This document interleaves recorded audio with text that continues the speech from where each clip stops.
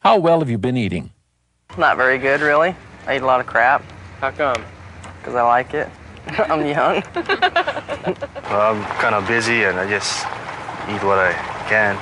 Really, I wouldn't say the things I eat too healthy. I eat the same thing as like other people, hamburgers and chicken wings, chicken fingers and stuff like that, but I don't eat too much to be healthy. I try to eat a healthy meal. I mean, there's not too many healthy meals around here. If I was at home, I'd eat healthier, but not here.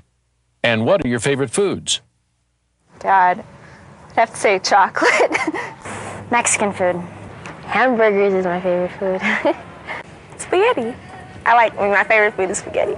My favorite food is anything I can eat. I really tend to like a lot of Mexican foods and a lot of Chinese foods. Variety, enchiladas, probably one of the biggest for me. Anything sound familiar? Hey, Dad. Well, the good news is you don't have to give up your favorite foods in order to eat a healthy diet. Just eat them in moderation and balance them with lower calorie foods high in nutrition. But you do need to ask some questions. Are you getting the nutrients your body needs? How can you make the best food choices for optimum health now and in the future? As a college student with a limited budget, how can you eat a healthy diet? Now eat your cereal, honey, so you'll be healthy and strong. Yikes! Is it possible that your mother was right? Absolutely. And if she told you to eat lots of vegetables and fruit, and what mother didn't, she was right about that too. In fact, nutritionists agree that a diet rich in grains, as well as fruit and vegetables, is the diet to follow for optimum health. In the past, nutritionists emphasized eating a balanced diet from what was called the 4 basic food groups: dairy products, fruits and vegetables, meat and fish, and grains. In the early 90s, the 4 basic food groups were replaced by an even better model for healthy eating: the Food Guide Pyramid. As you can see, the base of the Food Guide Pyramid is made up of breads, cereals, rice, and pasta, the foundation of a healthy diet. In fact, you should eat 6 to 11 servings of these foods every day. That's right, 6 to 11 servings. But don't panic before you take a closer look. People often misunderstand the meaning of a serving. 6 to 11 servings refers to the amount to eat, not how often something has to be eaten. A single serving is small, 1 slice of bread or 1 ounce of cereal. If you have your usual size bowl of cereal in the morning, you're probably eating the equivalent of several ounces, and therefore several servings. Unfortunately, the average American eats only 3 servings of grain a day. If you think you're part of this crowd, add an extra grain product at your other meals and for a snack, and you're well on your way to eating the recommended number of servings. A few words of caution, however. Try to eat whole grain breads and cereals as much as possible. Whole grain means that the bran, the outer coating of the grain, has not been refined away, and this means more dietary fiber, a major component of a healthy diet. Besides being excellent sources of fiber, grains are fairly low in fat and contain the complex carbohydrates, as well as many vitamins and minerals recommended by nutritionists. After grains, next in importance are fruits, 2 to 4 servings of those a day, and vegetables, 3 to 5 servings. A serving size for the fruits and vegetables include a medium apple or orange, or a medium potato. What is medium? Well, a medium apple is about the size of a tennis ball. A medium potato, about the size of a computer mouse. And what constitutes 1 serving of lettuce? About 4 leaves. So it's not as daunting as you first thought, is it? As you move up the pyramid, the number of recommended servings decrease. For example, only 2 to 3 servings of low-fat dairy products are recommended each day. Next to dairy products are meats, fish, and poultry, as well as meat substitutes like dry beans, nuts, and eggs. Hey, wait a minute, you might be thinking. Triple-decker burgers don't get much billing on the pyramid, do they? That's right. Most Americans used to fill their plates with meat, then add potatoes and a few vegetables, often loaded with butter. But most of us don't work at manual jobs that burn loads of calories anymore. And we've learned a lot through nutritional analysis and from the healthy diets of other cultures who base their meals on rice and vegetables with just a little lean meat or fish. Here again, serving size is important. A serving of lean meat or poultry is 2 or 3 ounces, about the size of a deck of cards or a bar of soap. 1.5 ounces of natural cheese constitutes 1 serving, which is equal to about 6 dice. Many people continue to consume too much from these 2 groups. This is partially due to bad habits, but also to an overestimation of serving sizes. At the top of the food pyramid are fats, oils, and sweets, which, unfortunately, can clog your arteries and lead to obesity while giving you very few nutrients. So you need to go easy on these. That's a big reason why that triple-decker burger doesn't get much billing. It's important to remember that even when eating healthy food, you can get too much of a good thing. Breads and cereals can have hidden fats and sugars, and going over the recommended servings can result in unwanted weight. Remember, moderation is the key. How does your body benefit from following a diet based on the Food Guide Pyramid? The Food Guide Pyramid is exactly what it says. It's a food guide. It provides a guideline for ensuring that your body receives the right amount of nutrients essential for healthy functioning. These are carbohydrates, which serve as your primary source of energy, especially complex carbohydrates found in grains and vegetables. Fiber, which aids your digestive system and helps lower your risk of heart disease and cancer. Whole grains, fruits, and vegetables are great sources of fiber. Protein, in meat and meat substitutes, and in dairy products. As major components of cell bodies, protein is vital to numerous body functions, including cell development and repair, disease prevention, and cell energy. Vitamins and minerals, which together promote growth, maintain health, and help ward off serious illness. And the small amount of fats that your body needs to maintain healthy skin and hair, to assist cell functioning, and to protect your organs. So, why are people so down on fat? Because too much of it increases our body fat. And fat also contains cholesterol, which can build up in our arteries and lead to heart disease. And don't forget water. Your body is, after all, 50 to 60% water by weight. You get some water in foods, but you still should drink several glasses spread throughout the day. How well balanced is your diet? Are you getting the essential nutrients your body needs daily?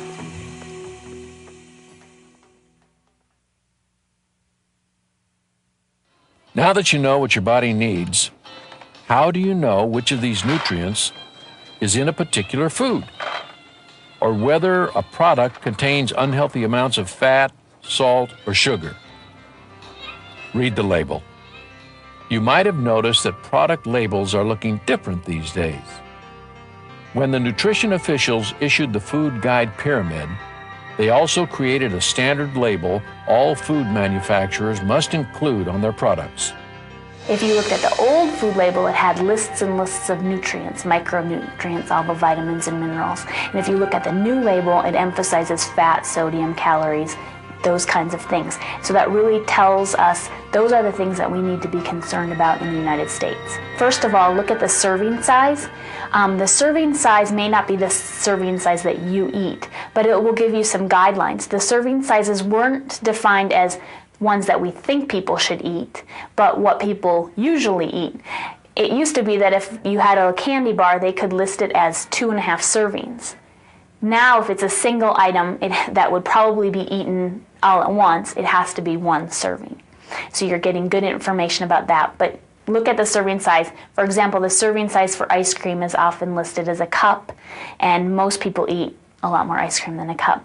The next thing you can look at is the calories. That's of interest, and then it tells the percent of the calories from fat. That's to help you figure out if it's a high-fat food or a low-fat food. Some people have made rules on that, like, well, I only eat foods that are less than 30% of the calories from fat. That doesn't really make sense because even chicken is like 40% of the calories from fat, but it tells you how much to eat and what part of your diet it should make up. So if you have something that's 50% of the calories from fat, you're going to go, oh, I probably should balance this out with some lower-fat foods. Then you can go down the list and see the total fat grams. For example, a food might have 10 grams of fat, and you could say to yourself, oh, well, I know a woman should usually have 40 grams of fat a day, or a guy about 60 to 80. So you can see where that food fits in. And then you can go down the rest of the nutrients and take a look at the sodium. Most Americans get about 5 times the sodium they need. It's not a huge problem in your 20s, but it's something to kind of note. And the more processed a food is, the more sodium it has. And then there's 4 marker nutrients: vitamin A, C, iron, and calcium. And those 4 nutrients, if you're doing really well in those nutrients, chances are you're doing well on all the nutrients. So that's why they picked those 4. So if it says 0 by all the nutrients, it's kind of like, great, this food is low in fat and calories, but it doesn't have anything for me either. So you can evaluate if it's a so-called nutrient-dense food or if it's more like a junk food. At the bottom of the label are some general guidelines for a person eating 2,000 calories a day or eating 2,500 calories a day. This helps you determine approximately how many grams or milligrams of the nutrients listed on the label your body should take in. Why 2,000 or 2,500 calories? Well, 2,000 is about the right amount for a 5'4" woman that weighs 120 that's moderately active, like goes running 3 times a week. And really, if you calculated it out, that's probably how many calories they would need. There's always variation. A few people need a little bit less, a few need a little bit more. For a gentleman, your calories would probably be more like 2,500 to 3,000 is probably what most guys take in. And because people are so used to 1,000-calorie diets or hearing about that, it sounds like so much, but when you really calculate their intake, that's really what they take in, and if they're maintaining their weight, that's usually what they burn off too. With all this talk about nutrients, you might be wondering whether you should take supplements to guarantee that you're getting enough vitamins and minerals. Health food stores have row after row of shelves of supplements that promise more energy, fewer illnesses, and better overall health. Even the vitamin section in your local pharmacy offers more options than you know what to do with. Should you believe these claims? Most nutritionists agree that a well-balanced diet contains all the vitamins and minerals your body needs. A general-purpose multivitamin can provide extra insurance, but mega doses of vitamins and other supplements have not been proven to give any extra health benefits.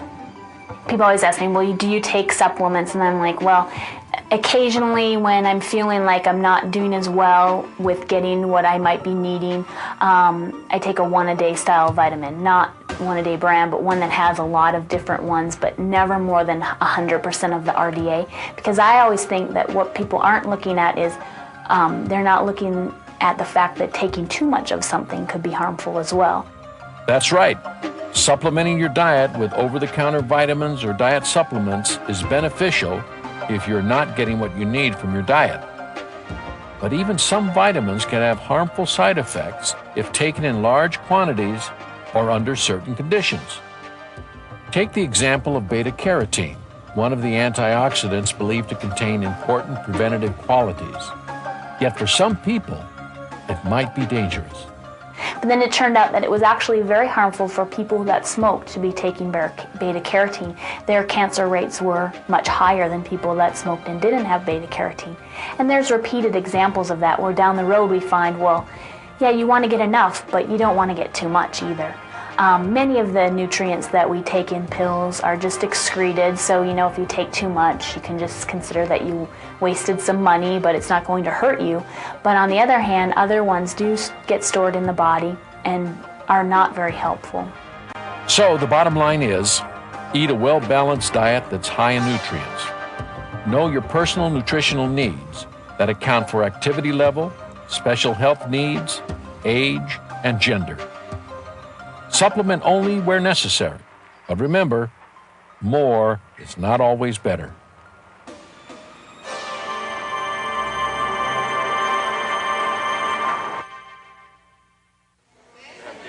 As awareness of nutritional needs, the health risks of high-fat diets, and diet alternatives have grown, so too has the number of people choosing a vegetarian lifestyle. Although most people assume the word vegetarian means not to eat meat, there actually are various kinds of vegetarians. Some eat no animal products at all. That means no dairy products, eggs, or even honey, as well as meat. Some may only include eggs and dairy products, or one or the other, but eat no meat. And of course, semi-vegetarians, the most common kind, eat poultry and fish, but no red meat. Although most Americans easily get all the protein they need, vegans, whose diets are the strictest among the vegetarian groups, need to be careful to get enough protein. And like everyone, vegetarians need to be aware of obtaining all the vitamins necessary to promote health. You can do very well on a vegetarian diet. One caution is that it can be high fat in our culture because people will rely a lot more on cheese. If they're not a complete vegetarian, they'll include milk products. They maybe have lots of cheese. I've also seen lots of vegetarians that fill up their calories with desserts. So you can see that no one lifestyle type of eating is the perfect one, but if that's the one that you choose, it can be very, very healthy. To help vegetarians monitor their nutrient intake, nutrition specialists developed the Vegetarian Food Guide Pyramid, similar to the non-vegetarian food guide pyramid. A healthy diet is still based on 6 to 11 servings of grain a day, as well as similar servings of vegetables and fruit. Where the vegetarian diet changes most is in the top 3 sections of the pyramid, where dried beans, nuts, seeds, peanut butter, tofu, and eggs for people who eat them substitute for meat. Fortified soy milk substitutes for dairy products in a vegan diet, and blackstrap molasses and brewer's yeast are recommended for protein, minerals, and vitamins. People become vegetarians for a number of reasons. Many want to avoid the fat and cholesterol contained in animal-based foods, especially red meat. Others dislike the idea of killing animals when other food sources are readily available. One of my favorite meals, actually, especially during the wintertime when I like to eat cooked food, is I like to steam vegetables like kale or collard greens or mustard greens, some kind of really rich green with beets. I know people normally think beets, wow, that doesn't sound too good, but it's actually pretty good, and steamed carrots. And so I'll steam a whole bunch of vegetables in my steamer, and then I'll put that over rice or quinoa, which is another grain, or millet, and put some soy sauce and some olive oil on it, and it's a really wonderful, wonderful dish. I also make what's called tempeh sandwiches. Tempeh is made out of soybeans, and it's how would you describe it? I guess it could be like a non-meat sandwich, you know, additive or something. It's pretty hearty. It has a lot of protein in it. You can put lettuce, tomato, cheese, any of the same types of things that you would normally put on. I like to cook a lot. I like to make miso soup. Miso is a fermented grain paste that is used in a lot of Japanese dishes or macrobiotic. It's a certain health type of philosophy, and it's very easy. I boil water, make it in, just plop some in after it boils, put some vegetables in with it, or eat it next to rice. It's really good. As far as a particular diet, you know, some people do swear by some forms and say that it's the only way. My personal opinion is that it varies upon the individual. A lot of it depends upon your personal needs, your personal wants, and what you're looking for in your food. Whatever your choice of diet, vegetarian or not, the key to a balanced diet is variety. That way you know that all of your body's needs for vitamins and minerals are being covered. Hearing so much about nutrients, you may be thinking, I'm healthy enough, I feel okay. Why do I have to worry about nutrition? For one thing, you might be feeling okay, but you might not be eating for optimal health. In other words, being as healthy as you can be. Good nutrition, combined with exercise, will help you maintain a healthy weight and give you reserves of energy you probably never realized you had. Proper nutrition also plays a critical preventative role in helping your body's immune system fight off colds, flu, and even more serious diseases such as cancer and AIDS. You may be feeling fine now, but as you age, you can reduce your risk of developing many diseases, including some cancers, high blood pressure, liver disease, and chronic obesity by establishing a healthy diet now. While there's no guarantee that a healthy diet will prevent disease from developing, a lifetime of good nutrition is one of the most significant measures you can take. One of the most preventable diseases directly related to diet is osteoporosis, a thinning of the bones that leads to fractures and decreased mobility. Osteoporosis is of special concern for women. A diet high in calcium for women in their teens and 20s can help guard against this debilitating disease later in life. In those years, women can still build up their bone mass, and so it's a critical time for them to be eating foods high in calcium like skim milk, 1% milk, low-fat yogurt, even beans have some calcium, but a good diet that includes quite a lot of calcium, because by the time you're 30, it's harder to build bone mass, and you want that bone mass when you're 70. So in your 20s, you've got to be thinking of when you're older as well. The risk of heart disease can also be greatly reduced by monitoring your diet to be sure it's one that's high in fiber and low in fat. Does your diet reduce or increase your risk of illness or disease?